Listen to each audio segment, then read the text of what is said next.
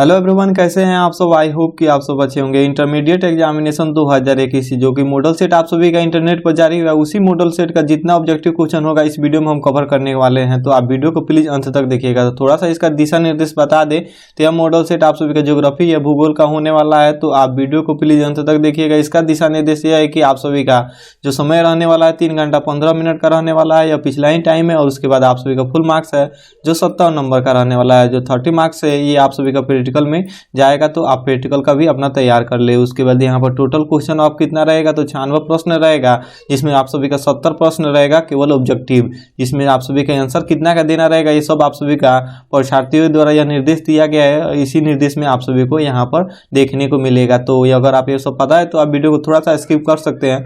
जैसे यहाँ पर फर्स्ट में लिखा है कि परीक्षार्थी यथासंभव अपने शब्दों में उत्तर देता है। आप सभी को अपने ही शब्दों में उत्तर देना है। ऑब्जेक्टिव क्वेश्चन का नहीं, केवल सब्जेक्टिव क्वेश्चन का, ठीक है। उसके बाद यहाँ पर थर्ड नंबर पर लिखा है कि प्रश्नों को ध्यानपूर्वक पढ़ने के लिए परीक्षार्थी को आप सभी का 15 मिनट का अतिरिक्त समय दिया जाएगा। तो 15 मिनट में आप सभी को पढ़ लेना है। तो इसी तरह आप सभी का क्वेश्चन कुछ मिलने वाला है, तो इसीलिए मॉडल सेट जारी किया जाता है कि आप सब पहले से ही देख लें। और उसके बाद फोर्थ नंबर में लिखा गया कि यह प्रश्न पत्र 2 खंडों में बांटा गया है। ए में बांटा गया है खंड अ और बी में बांटा गया है खंड ब से, और इसी 2 तरह से आप सभी को बांटा गया है। और यहाँ पर आप सभी को देखने को मिल रहा है कि खंड अ में आप सभी का 70 वस्तुनिष्ठ प्रश्न रहेंगे, जिसमें कि आप सभी को 35 प्रश्नों का हल देना रहेगा। तो यहाँ पर आप सभी का 70 ऑब्जेक्टिव प्रश्न रहेंगे, मात्र आप सभी को 35 ऑब्जेक्टिव क्वेश्चन का ही आंसर देना रहेगा, बाकी सबको छोड़ देना। जो भी आए 35 उसका आंसर दीजिएगा, बाकी सबको छोड़ दीजिएगा। प्रत्येक प्रश्न का अंक कितना मिलेगा, तो 1 नंबर का अंक मिलेगा आप सभी को। और यहाँ पर बताया गया, जैसे कि मैंने आप सभी से पहले बताया कि 35 से अगर आप अधिक आंसर करते हैं तो उसका अंक आप सभी को उत्तर पुस्तिका में मूल्यांकन नहीं किया जाएगा, यानी नहीं जोड़ा जाएगा। उसके बाद ओमआर पर आप सभी को उत्तर देते हुए आप सभी के काले या बॉल पेन से आप सभी को भरना है। और उसके बाद वहाँ पर आप सभी को बताया गया कि व्हाइटनर, तरल पदार्थ, ब्लेड, नाखून आदि से आप सभी को ओमआर शीट पर नहीं कुछ प्रयोग करना है, उस पर आप सभी को रफ नहीं करना है, जिससे आप सभी का अगर कीजिएगा तो आप सभी का ओमआर शीट नहीं जांच किया जाएगा, इसलिए आप सभी का कैंसिल हो जाएगा। तो ये सब आप सभी को ध्यान देना है। चलिए यहाँ पर खंड ब में आप सभी का खंड अ में आप सभी का ये ऑब्जेक्टिव क्वेश्चन रहेगा 70, 35 का एग्जाम देना रहेगा। और खंड ब में आप सभी को बता रहा है कि 20 लघुत्तरीय प्रश्न रहेगा, जिसमें कि मात्र 10 प्रश्नों का उत्तर देना रहेगा। कोई भी 10 प्रश्न आप सभी को आए सभी का आंसर दे देना है 10 प्रश्न का। उसके बाद प्रत्येक प्रश्न 2 अंकों का रहेगा। और उसके बाद 6 दीर्घोत्तरीय प्रश्न रहेगा, जिसमें से आप सभी को 3 प्रश्नों का उत्तर देना रहेगा। तो यही था आप सभी का स्टूडेंटों के लिए निर्देश था, आप सभी को मैंने बता दिया।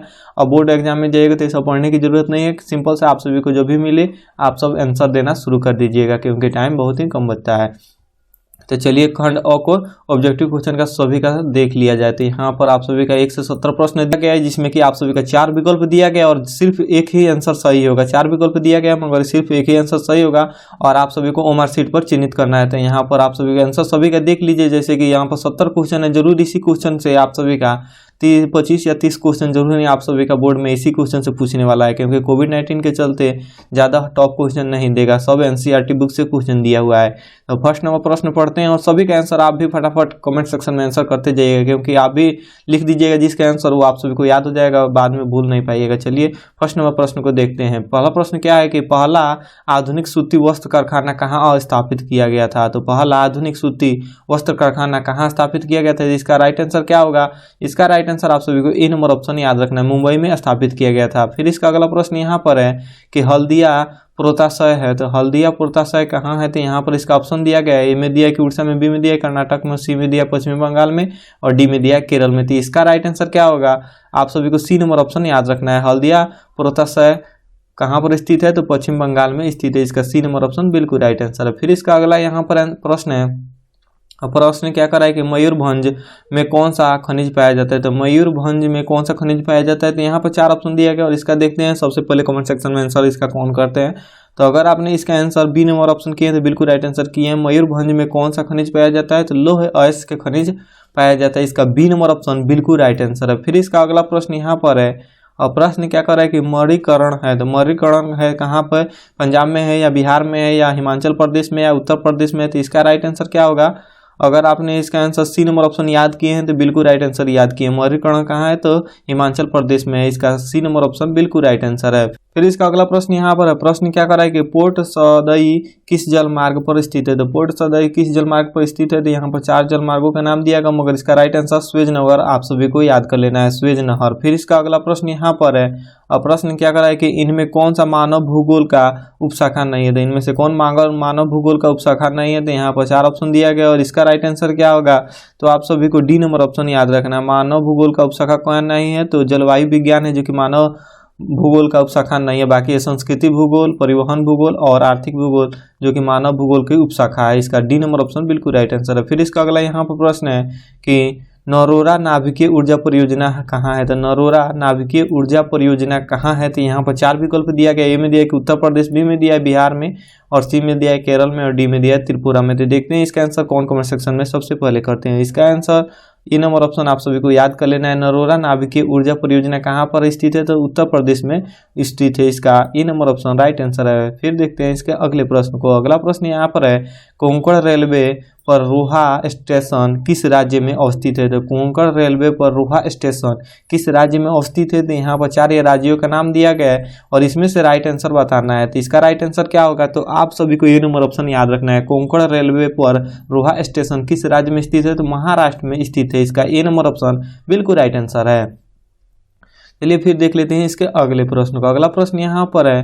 प्रश्न क्या कर रहा है कि मीटर गेज रेल पटरियों के बीच की चौड़ाई होती है। तो मीटर गेज में पूछ रहा है कि रेल पटरियों के बीच की चौड़ाई कितनी होती है। तो आपके सामने 4 विकल्प दिया गया है। देखते हैं इसका आंसर क्या कमेंट बॉक्स में करते हैं, क्योंकि यह बोर्ड मॉडल आप सभी का प्रश्न है। तो इसका आंसर अगर आपने डी नंबर ऑप्शन किए तो बिल्कुल राइट आंसर किए। मीटर गेज में रेल पटरियों के बीच की चौड़ाई कितनी होती है, तो 1 मीटर होती है। इसका डी नंबर ऑप्शन बिल्कुल राइट आंसर है। फिर इसका अगला यहाँ पर प्रश्न है। प्रश्न क्या कर रहा है कि भिलाई इस्पात संयंत्र किस राज्य में अवस्थित है। तो भिलाई इस्पात संयंत्र किस राज्य में स्थित है, तो आपके पास 4 विकल्प दिया गया और इसका आंसर क्या होगा, तो आप सभी को बी नंबर ऑप्शन याद कर लेना है। भिलाई इस्पात संयंत्र किस राज्य में अवस्थित है, तो छत्तीसगढ़ में। जो फास्ट इसलिए हो रहा है, थोड़ा सा वीडियो बहुत ही ज्यादा क्वेश्चन हो जा रहा है, इसके कारण वीडियो लॉन्ग ना हो जाए, इसलिए वीडियो को फास्ट बोलना पड़ रहा है। इसलिए साथ साथ अपने दोस्तों के साथ भी शेयर कर दे वीडियो को, और अभी तक लाइक नहीं किए तो प्लीज वीडियो को लाइक कर दे। चलिए इसका अगला प्रश्न को देख लेते हैं। इसका अगला प्रश्न यहाँ पर है। प्रश्न क्या कर रहा है कि इनमें से कौन कृषि आधारित उद्योग है। तो इनमें से कौन कृषि पर आधारित उद्योग है, तो यहाँ पर 4 दिया गया है। चीनी दिया है, बी में दिया है सीमेंट दिया है, और सी में दिया है इस्पात, और डी में दिया है इनमें से कोई नहीं। तो कृषि पर आधारित उद्योग कौन है, तो चीनी है जो कि कृषि पर आधारित उद्योग है। इसका ए नंबर ऑप्शन बिल्कुल राइट आंसर। बाकी ये दोनों नहीं है, इंडस्ट्रियल यह है। फिर इसका अगला प्रश्न यहाँ पर है। प्रश्न क्या कर रहा है कि जननांकीय संक्रमण की अंतिम अवस्था में होता है। तो जननांकीय संक्रमण की अंतिम अवस्था में क्या होता है, तो यहाँ पर 4 विकल्प दिया गया है। में दिया है कि जन्म दर एवं मृत्यु दर दोनों उच्च होती है। बी में दिया है जन्म दर उच्च एवं मृत्यु दर निम्न होती है। सी में दिया है कि जन्म दर निम्न एवं मृत्यु दर उच्च होती है, और डी में दिया है कि जन्म दर एवं मृत्यु दर दोनों निम्न होती है। तो देखते हैं आपका क्या विकल्प रहता है इसका आंसर के लिए। तो अगर आपने इसका आंसर डी नंबर ऑप्शन किए हैं तो बिल्कुल राइट आंसर किए हैं। जननांकीय संक्रमण की अंतिम अवस्था में क्या होता है, तो जन्म दर एवं मृत्यु दर दोनों निम्न होता है। इसका D number option right answer है। फिर इसका अगला प्रश्न यहाँ पर है। और प्रश्न क्या कर रहा है कि वह व्यक्ति जो 1 वर्ष में 183 दिन से कम दिनों काम करता है वह कहलाता है। तो वह व्यक्ति जो 1 वर्ष में 183 दिन से कम दिन काम करता है तो वह क्या कहलाता है, तो सीमांत श्रमिक कहलाता है। अगर वो कोई मुख्य श्रमिक क्या कहलाता है, तो वह व्यक्ति जो 183 दिन तक काम कर दिया हो वह मुख्य श्रमिक कहलाता है। इसका ए नंबर ऑप्शन होगा। जो 183 दिनों तक काम कर दिया हो और 183 दिनों से कम काम किया हो तो वह सीमांत श्रमिक कहलाता है। तो इसलिए इसका बी नंबर ऑप्शन बिल्कुल राइट आंसर होगा। इसका अगला प्रश्न यहाँ पर प्रश्न क्या कर रहा है कि इनमें से कौन अपकर्ष कारक है। तो इनमें से कौन अपकर्ष कारक है, तो यहाँ पर 4 विकल्प दिया गया है। देखते हैं इसका आंसर कौन कमेंट सेक्शन में करते हैं। यहाँ पर 4 विकल्प दिया है, इसका राइट आंसर क्या होगा, तो इसका राइट आंसर आप सभी को डी नंबर ऑप्शन याद रखना है। इनमें से सभी, इनमें से कौन अपकर्ष कारक है, तो शहरीकरण भी है, औद्योगिकरण भी है, और तृतीय कार्यों की मुख्यता भी है। इसलिए इसका डी नंबर ऑप्शन बिल्कुल राइट आंसर है। देखिए इसका अगला प्रश्न यहाँ पर है। प्रश्न क्या कर रहा है कि मानव विकास सूचकांक का मान होता है। तो मानव विकास सूचकांक का मान क्या होता है, तो यहाँ पर 4 विकल्प दिया है और इसका राइट आंसर आप सभी को कमेंट सेक्शन में बताना है। तो देखते हैं कौन कमेंट सेक्शन में इसका राइट आंसर करते हैं। तो इसका right answer A number option सही होगा। 0 से 0.5 तक तक होता है, 0 से 0.5 तक होता है। इसका ए नंबर ऑप्शन बिल्कुल राइट आंसर है। फिर इसका अगला प्रश्न यहाँ पर है, प्रश्न क्या करा है कि अंगूर की खेती को कहा जाता है, अंगूर को खेती को क्या कहा जाता है। तो यहाँ पर 4 कल्चर का नाम दिया गया, इसमें से आप सभी को बताना है कि कौन सा कल्चर अंगूर की खेती कहलाता है। तो इसका right answer A number option होगा, बीटी कल्चर होता है अंगूर की खेती को।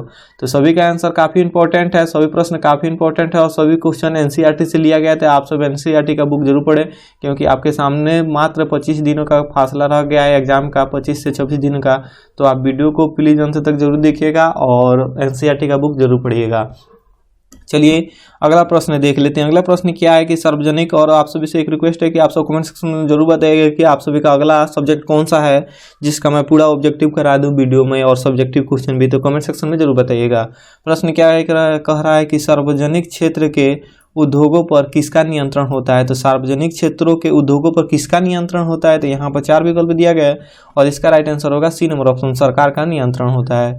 फिर इसका अगला प्रश्न यहाँ पर है, प्रश्न क्या कर रहा है कि टोक्यो औद्योगिक केंद्र है। तो टोक्यो औद्योगिक केंद्र किसका है। तो इसका राइट आंसर क्या होगा।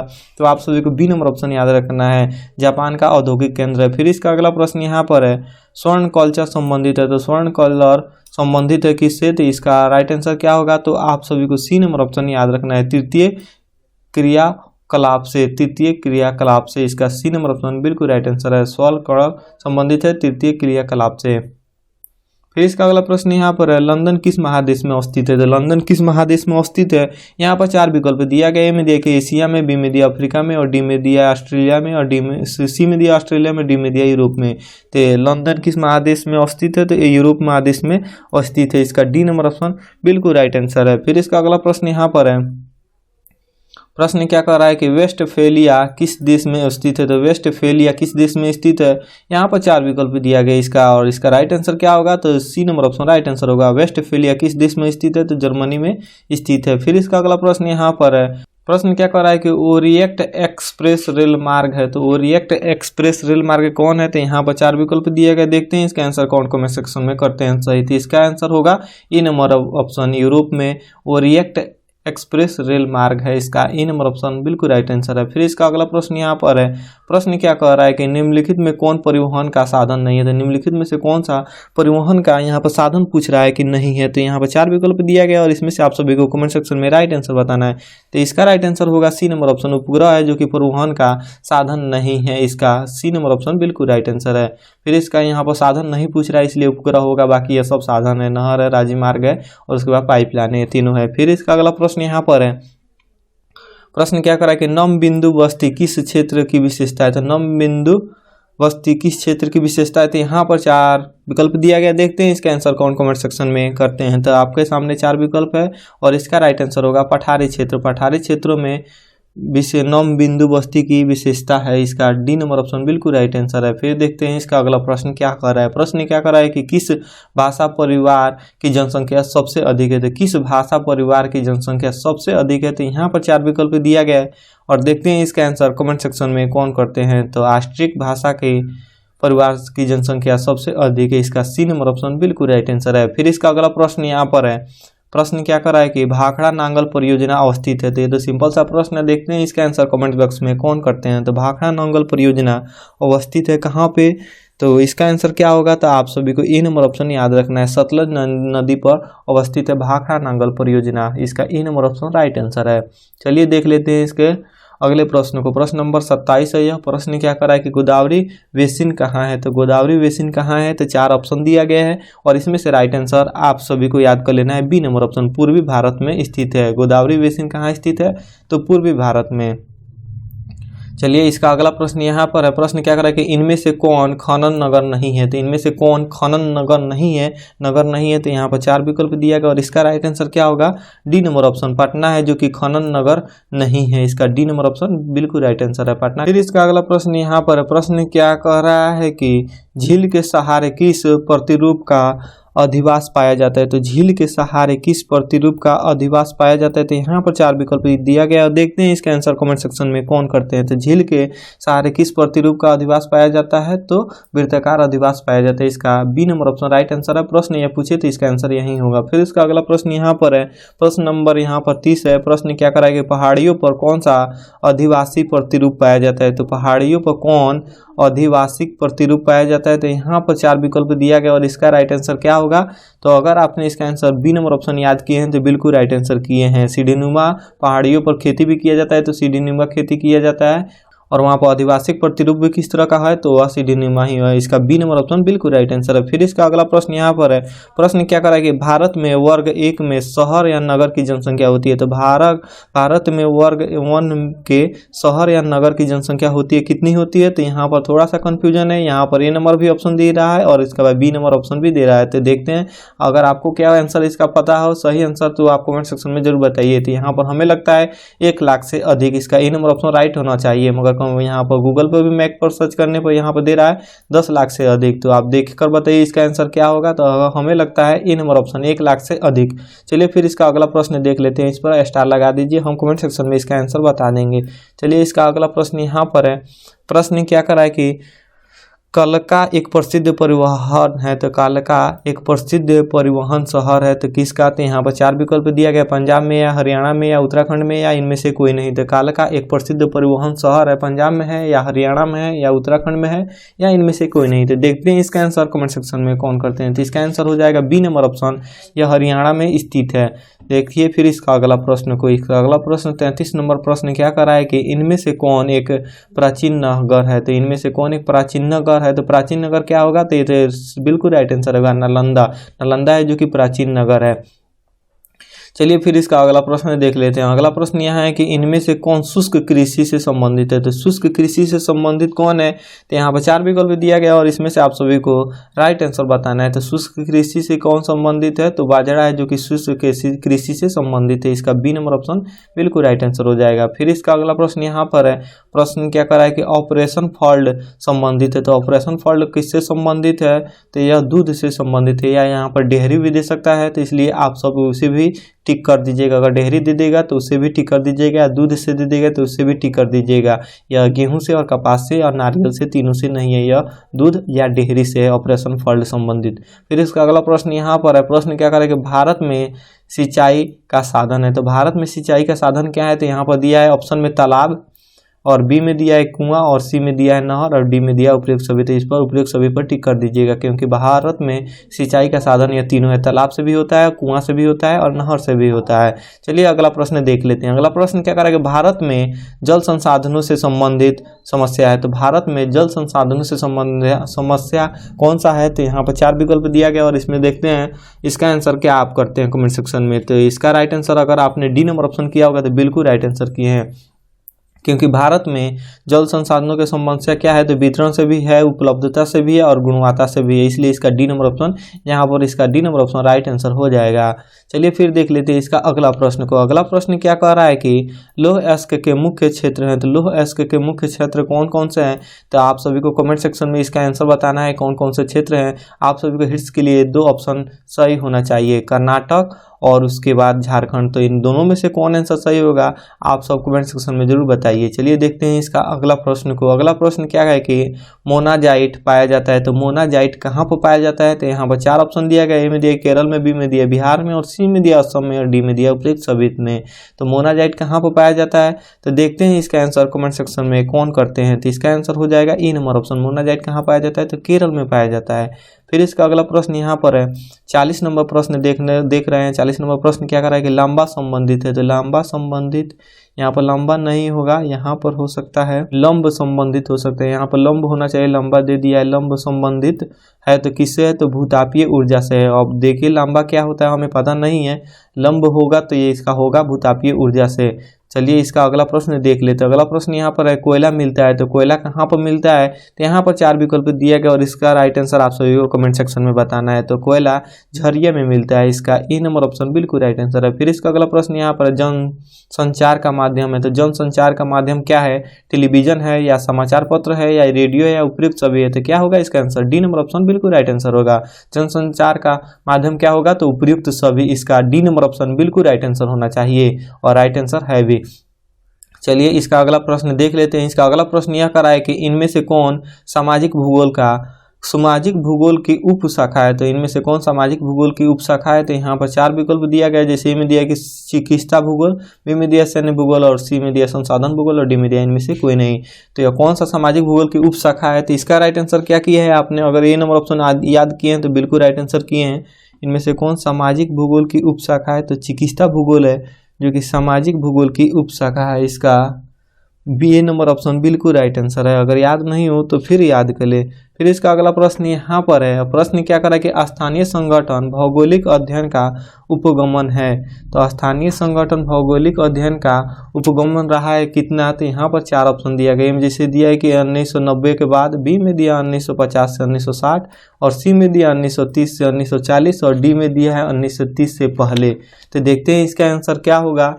तो इसका राइट आंसर अगर आपने बी नंबर ऑप्शन किए हैं तो बिल्कुल राइट आंसर किए हैं। स्थानीय संगठन भौगोलिक अध्ययन का उपगमन रहा है तो 1950 से 1960 के बीच में रहा है, इसका बी नंबर ऑप्शन बिल्कुल राइट आंसर है। फिर इसका अगला प्रश्न यहाँ पर है, प्रश्न क्या कर रहा है कि विश्व की जनसंख्या किस वर्ष 7 बिलियन हुई, तो विश्व की जनसंख्या किस वर्ष 7 बिलियन हो गई, तो यहाँ पर 4 विकल्प दिया गया। देखते हैं इसका आंसर क्या होगा, आप सब कमेंट सेक्शन में करते हैं। तो 2020 में विश्व की जनसंख्या 7 बिलियन हो गई है, इसका ए नंबर ऑप्शन बिल्कुल राइट आंसर है। यह करंट अफेयर का भी क्वेश्चन हो सकता है, इसलिए ये प्रश्न पूछ सकता है। और इसका अगला प्रश्न यहाँ पर है, प्रश्न क्या कर रहा है कि इन देशों में कौन जननांकीय संक्रमण की अंतिम अवस्था में रहे, तो इनमें से कौन सा देश है जो कि जननांकीय संक्रमण की अंतिम अवस्था में है, तो यहाँ पर 4 विकल्प देशों का नाम दिया गया और इसमें से आप सभी को कमेंट सेक्शन में बताना है। तो चलिए इसका आंसर क्या होगा, तो इसका आंसर अगर आपने डी नंबर ऑप्शन किए हैं तो बिल्कुल राइट आंसर किए हैं। यह थोड़ा सा कंफ्यूजन में प्रश्न है, तो इसका आंसर आपको पता हो कमेंट सेक्शन में जरूर बताइए, या हम इसका आंसर कमेंट सेक्शन के वीडियो के कमेंट सेक्शन में बता देंगे। तो इसका डी नंबर ऑप्शन होना चाहिए। फिर इसका अगला प्रश्न यहाँ पर है, प्रश्न क्या करा है कि ऑस्ट्रेलिया के वायु लिंग पिरामिड की आकृति है, तो ऑस्ट्रेलिया के वायु लिंग पिरामिड की आकृति कैसी है, तो यहाँ पर 4 विकल्प दिया गया और इसमें से आप सभी को राइट आंसर बताना है। तो चलिए इसका right answer A number option याद होगा, त्रिभुजाकार होता है, इसका ए नंबर ऑप्शन बिल्कुल राइट आंसर है। फिर इसका अगला प्रश्न यहाँ पर प्रश्न क्या करा है कि इनमें से कौन विद्वान मानव विकास सूचकांक से संबंधित है, तो इनमें से कौन सा विद्वान मानव विकास सूचकांक से संबंधित है, तो यहाँ पर 4 विकल्प दिया गया और इसका आंसर क्या होगा कमेंट सेक्शन में जरूर बताइए। तो देखते हैं इसका आंसर क्या होगा, तो इसका आंसर आप सभी को ए नंबर ऑप्शन याद रखना है। निम्नलिखित में से कौन विद्वान मानव सूचकांक का संबंधित है, तो आत्मसेन है, इसका आत्मन्य सेन है, इसका ए नंबर ऑप्शन राइट आंसर है। चलिए फिर इसका अगला प्रश्न देख लेते हैं। अगला प्रश्न यहाँ पर है, इनमें कौन चावलासी पशुचारक से संबंधित है, तो चावलासी पशुचारक से संबंधित कौन है, तो यहाँ पर 4 विकल्प दिया गया और इसका राइट आंसर क्या होगा, डी नंबर ऑप्शन। इनमें से सभी लंबा भी है, याक भी है और रेनडियर भी है, इसलिए चावलासी पशुचारक से कौन सा संबंधित है, तो तीनों है। चलिए फिर इसका अगला प्रश्न देख लेते हैं।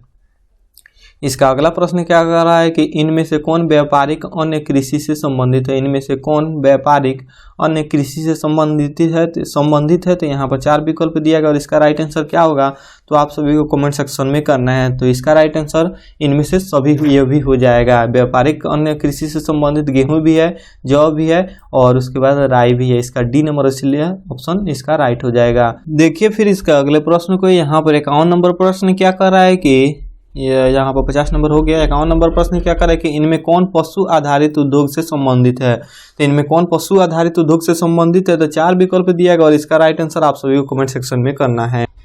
तो देखते हैं इसका आंसर कमेंट सेक्शन में कौन कमेंट सेक्शन में करते हैं। 4 विकल्प जैसे दिया है, कागज दिया है, कि बी में दिया है लाह दिया और सी में दिया ऊन दिया और डी में दिया इस्पात दिया है, तो कौन इसका आंसर होगा, कौन सा ऑप्शन तो इसका आंसर आप सभी को सी नंबर ऑप्शन याद कर लेना है। ऊन है जो कि पशु आधारित उद्योग से संबंधित है, जो कि आप सब सर्दी में पहने ही होंगे स्वेटर, ये सब ऊन से ही बना होता है और पशु से ही आधारित होता है, सब पशु से ही बनता है, भेड़िया उड़िया से। तो इसका सी नंबर ऑप्शन बिल्कुल राइट आंसर हो जाएगा। फिर इसका अगला प्रश्न यहाँ पर है, प्रश्न क्या कर रहा है कि इन कोयला क्षेत्रों में कौन जर्मनी में है। तो इन कोयला क्षेत्रों में कौन जर्मनी में है, तो यहाँ पर 4 विकल्प दिया गया और इसका राइट आंसर आप सभी को कमेंट सेक्शन में करना है। तो देखते हैं इसका आंसर कौन कमेंट सेक्शन में कर पाते हैं। तो इसका आंसर क्या हो जाएगा, तो इसका आंसर आप सभी को बी नंबर ऑप्शन याद रखना है। रूर है जो कि कोयला जर्मनी में पाया जाता है, इसका बी नंबर ऑप्शन बिल्कुल राइट आंसर है। फिर इसका अगला प्रश्न यहाँ पर प्रश्न क्या कर रहा है कि इनमें कौन तृतीय सेवा नहीं है। तो इनमें कौन तृतीय सेवा नहीं है, तो यहाँ पर दिया है कि परिवहन दिया है, बी में दिया संचार दिया और सी में दिया बैंक दिया और डी में दिया नीति निर्देशक दिया है। तो देखते हैं नीति निर्धारण दिया है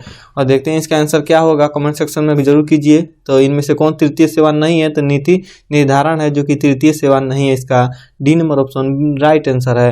फिर इसका अगला प्रश्न यहाँ पर प्रश्न क्या करा है कि सीमांत सड़कों का संबंध है। तो सीमांत सड़कों का संबंध है, तो यहाँ पर एक ऑप्शन दिया है कि तटीय सड़कों से, बी में दिया अंतर्राष्ट्रीय सीमा पर स्थित सड़कों से और सी में दिया है पहाड़ी सड़कों से और डी में दिया इनमें से कोई नहीं। तो क्या होगा इसका राइट आंसर, आप सब कमेंट सेक्शन में जरूर कीजिए। तो अगर आपको याद नहीं हो तो अगर याद कर ले, बी नंबर ऑप्शन अंतर्राष्ट्रीय सीमा पर स्थित सड़कों से सीमांत सड़कों का संबंध होता है, इसका बी नंबर ऑप्शन बिल्कुल राइट आंसर है। चलिए फिर इसका अगला प्रश्न देख लेते हैं। अगला प्रश्न क्या करा है कि ट्रांस साइबेरियन रेल मार्ग है। तो ट्रांस साइबेरियन रेल मार्ग कहाँ पर है, रूस में है या यूएसए में है या कनाडा में है, इनमें से कोई, इनमें से सभी। तो देखते हैं इसका आंसर आप कमेंट सेक्शन में क्या कर पाते हैं। तो ट्रांस साइबेरियन रेल मार्ग स्थित है कहाँ पर, तो रूस में स्थित है, इसका ए नंबर ऑप्शन राइट आंसर होगा। फिर इसका अगला प्रश्न यहाँ पर है 56 नंबर प्रश्न यहाँ पर है, कह रहा है कि इन शब्दों में किसका प्रयोग अंतर्राष्ट्रीय व्यापार में किया जाता है। तो 4 शब्दों का नाम दिया गया है और इसमें से आप सभी को पूछ रहा है कि इन किन शब्दों का प्रयोग अंतर्राष्ट्रीय व्यापार में किया जाता है। तो देखते हैं इसका आंसर कमेंट सेक्शन में कौन सही कर पाते हैं। जो भी आंसर पता हो कमेंट सेक्शन में जरूर कीजिए। इसका आंसर हो जाएगा मुक्त व्यापार है जो कि अंतर्राष्ट्रीय व्यापार में किया जाता है, प्रयोग किया जाता है, इसका C number option right answer हो जाएगा। चलिए फिर इसका अगला प्रश्न देख लेते हैं। अगला प्रश्न क्या कर रहा है कि लोएस मैदान में किस प्रकार का घर पाया जाता है। तो लोएस मैदान में किस प्रकार का घर पाया जाता है, तो यहाँ पर 4 ऑप्शन दिया गया है और इसमें से आप सभी को राइट आंसर बताना है। तो इसका आंसर आप सभी को क्या पता है, अगर आपको पता है ए नंबर ऑप्शन तो बिल्कुल राइट आंसर किए। लोएस मैदान में किस प्रकार का घर पाया जाता है, तो क्रिस्टलीय घर पाया जाता है या गुफेदार गुफा का भी घर पाया जाता है, क्योंकि लोएस मैदान रेगिस्तान का होता है, वहाँ पर पथरीला और रेगिस्तान जो ज़्यादा होता है, इसलिए यहाँ पर क्रिस्टलीय भी हो सकता है और गुफा भी हो सकता है। दोनों ऑप्शन में से कोई एक ऑप्शन दे तो उस पर टिक करना है, या नहीं तो इसका ए नंबर ऑप्शन बिल्कुल हो जाएगा राइट आंसर। फिर इसका अगला प्रश्न यहाँ पर है, इनमें कौन नियोजित नगर है। तो इनमें कौन नियोजित नगर है, तो यहाँ पर 4 नगरों का नाम दिया गया और इसमें से आप सभी को नियोजित नगर बताना है। तो देखते हैं इसका आंसर कमेंट सेक्शन में कौन करते हैं। तो किनबरा है जो कि नियोजित नगर है। फिर इसका अगला प्रश्न यहाँ पर जनसंख्या घनत्व का संबंध होता है। तो जनसंख्या घनत्व का संबंध किससे होता है, तो इसका राइट आंसर आप सभी को सी नंबर ऑप्शन याद रखना है। जनसंख्या एवं क्षेत्रफल से ही जनसंख्या घनत्व का आंकड़ा पता किया जा सकता है, इसलिए इसका सी नंबर ऑप्शन बिल्कुल राइट आंसर है। फिर इसका अगला प्रश्न यहाँ पर प्रश्न क्या करेगा, 2011 की जनगणना के अनुसार भारत की ग्रामीण आबादी। तो 2011 की जनगणना पूछ रहा है कि अनुसार भारत की ग्रामीण आबादी कितनी है। तो सभी प्रश्न एनसीईआरटी से है, तो आप एनसीईआरटी बुक जरूर पढ़ें और अभी तक आपने वीडियो को लाइक नहीं किया है तो प्लीज़ वीडियो को जरूर लाइक कर दें, क्योंकि आपका एक लाइक हमें बहुत ही मोटिवेट करता है अगला वीडियो बनाने के लिए। तो इसका राइट आंसर क्या होगा, तो अगर आपने इसका आंसर सी नंबर ऑप्शन किए हैं तो बिल्कुल राइट आंसर किए हैं। 69% 2011 की जनगणना के अनुसार भारत की ग्रामीण आबादी है, इसका C number option right answer हो जाएगा। फिर इसका अगला प्रश्न यहाँ पर है, प्रश्न क्या करेगा, भारत में ग्रामीण अधिवासों के प्रकारों की कुल संख्या कितनी है। तो भारत में ग्रामीण अधिवासों के प्रकारों की कुल संख्या कितनी है, तो इसका आंसर क्या होगा, तो अगर आपने इसका आंसर डी नंबर ऑप्शन किए हैं तो बिल्कुल राइट आंसर किए हैं। 14 प्रकार होते हैं ग्रामीण अधिवासियों के। फिर इसका अगला प्रश्न यहाँ पर है, प्रश्न क्या कर रहा है कि इन शहरों में कौन पश्चिमी भारत में अवस्थित है। तो इन शहरों में से पूछ रहा है कौन पश्चिमी भारत में अवस्थित है। तो यहाँ पर 4 ऑप्शन दिया है, जैसे राजकोट दिया है, धनबाद दिया है, पुरी दिया और इनमें से सभी दिया है। तो देखते हैं इसका आंसर क्या होगा। तो आपने क्या आंसर किया इसका, अगर आपने राजकोट किए हैं तो बिल्कुल राइट आंसर किए हैं। राजकोट है जो कि पश्चिमी भारत में अवस्थित है। चलिए फिर इसका अगला प्रश्न देख लेते हैं। अगला प्रश्न यहाँ पर है, प्रश्न क्या करेगी, सड़क किस भूमि उपयोग वर्ग में आती है। तो सड़क है जो कि किस भूमि उपयोग वर्ग में आती है। तो यहाँ पर 4 विकल्प दिया गया है, जैसे ए में दिया है कि गैर कृषिगत भूमि में, बी में दिया है वन भूमि में और सी में दिया बंजर भूमि और डी में दिया है उत्तरी भूमि में। तो क्या होगा इसका आंसर? अगर आपने ए नंबर ऑप्शन याद किए हैं तो बिल्कुल राइट आंसर याद किए हैं। सड़क किस भूमि उपयोग में वर्ग में आती है? तो गैर कृषिगत भूमि वर्ग में आती है। इसका ए नंबर ऑप्शन राइट आंसर हो जाएगा। चलिए फिर इसका अगला प्रश्न देख लेते हैं। अगला प्रश्न यहाँ पर है, प्रश्न ये भी काफी इंपॉर्टेंट है। तो प्रश्न क्या कराएंगे, कौन राज्य सूर्यमुखी का अग्रणी उत्पादक है? तो कौन सा राज्य जो कि सूर्यमुखी का अग्रणी उत्पादक है? सूर्यमुखी को आप जानते ही होंगे, जो कि सूर्य का प्रकाश जिधर जाता है उसका टहनी उधर ही मुड़ जाता है। तो सूर्यमुखी का अग्रणी उत्पादक कौन है? तो अगर आपने इसका आंसर बी नंबर ऑप्शन किए हैं तो बिल्कुल राइट आंसर किए हैं। आंध्र प्रदेश है जो कि सूर्यमुखी का अग्रणी उत्पादक है। B number option right answer हो जाएगा।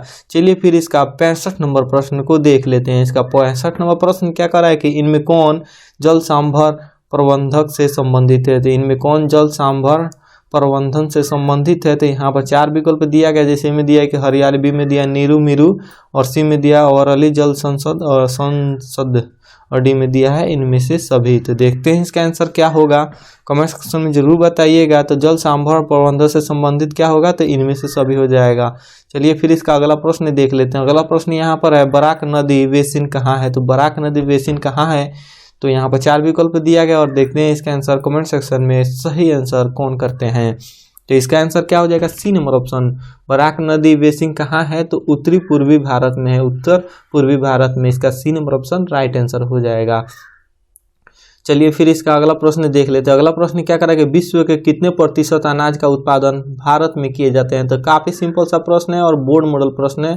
तो इसका आंसर देखते हैं कमेंट सेक्शन में कौन कर पाते हैं। तो फिर इसका अगला प्रश्न यहाँ पर प्रश्न क्या करें कि इनमें कौन खनिज अन्वेषण से संबंधित है? खनिज अन्वेषण से संबंधित है। तो यहाँ पर 4 विकल्प दिया गया और इसमें से आप सभी को राइट आंसर बताना है। तो इसका राइट आंसर क्या हो जाएगा? ONGC हो जाएगा। इसका सी नंबर ऑप्शन खनिज अन्वेषण से यही संबंधित है, ONGC। फिर इसका अगला प्रश्न यहाँ पर है, प्रश्न क्या कर रहा है कि भरमौर जिला है। तो भरमौर जिला कहाँ पर है? तो यहाँ पर 4 विकल्प दिया गया, जैसे हिमाचल प्रदेश में है या बिहार में है या केरल में है या राजस्थान में। तो भरमौर जिला कहाँ पर है? तो देखते हैं इसका आंसर कमेंट सेक्शन में कौन कर पाते हैं। तो भरमौर जिला केरल में स्थित है। इसका C number option right answer हो जाएगा। चलिए फिर इसका अगला प्रश्न और लास्ट प्रश्न ऑब्जेक्टिव का देख लेते हैं। लास्ट प्रश्न क्या कर रहा है कि भील जनजाति मुख्यतः केंद्रित है। तो भील जनजाति मुख्यतः केंद्रित है कहाँ पे? भोजपुर जिला में या झाबुआ जिला में या चंबा जिला में या इनमें से कोई नहीं। तो इसका आंसर क्या होगा? लास्ट प्रश्न है, आंसर देखते हैं सबसे पहले कौन कमेंट सेक्शन में कर पाते हैं। तो इसका आंसर हो जाएगा बी नंबर ऑप्शन, झाबुआ जिला में भील जनजाति के मुख्यतः केंद्रित है। इसका B number option right answer हो जाएगा। तो ये रहा आप सभी का 70 क्वेश्चन, जिसमें से आप सभी का क्वेश्चन का आंसर मैंने बता दिया है। अगर आपको कोई भी डाउट या कंफ्यूजन हो तो वीडियो कमेंट सेक्शन में जरूर आप कमेंट करिएगा, हम उसका सॉल्यूशन जरूर बताने की कोशिश करेंगे। और ये आप सभी का 70 क्वेश्चन हो गया। अब इसका सब्जेक्टिव क्वेश्चन रह गया है, तो आप कमेंट सेक्शन में जरूर बताइएगा कि इसका सब्जेक्टिव क्वेश्चन का भी सभी का आंसर हम करा देंगे। कमेंट सेक्शन केवल आप बता दीजिएगा यस, हम इसका सभी का सब्जेक्टिव क्वेश्चन भी करा देंगे। 2 अंक का दीर्घोत्तरीय और लघुत्तरीय दोनों प्रश्न का। तो जरूर कमेंट सेक्शन में बताइएगा। और एक बात और कमेंट सेक्शन में और बताइएगा कि आपका अगला सब्जेक्ट कौन सा है, जैसे कि हिस्ट्री लाए या उसके बाद पॉलिटिकल साइंस लाए, जिसका भी यहाँ पर मॉडल सेट निकला है सबका हम मॉडल सेट कराते जाएंगे। तो आप अभी तक आपने चैनल को सब्सक्राइब नहीं किए तो चैनल को जरूर सब्सक्राइब कर देते। चलिए मिलते हैं इसके नेक्स्ट वीडियो में, तब तक के लिए जय हिंद, वंदे मातरम।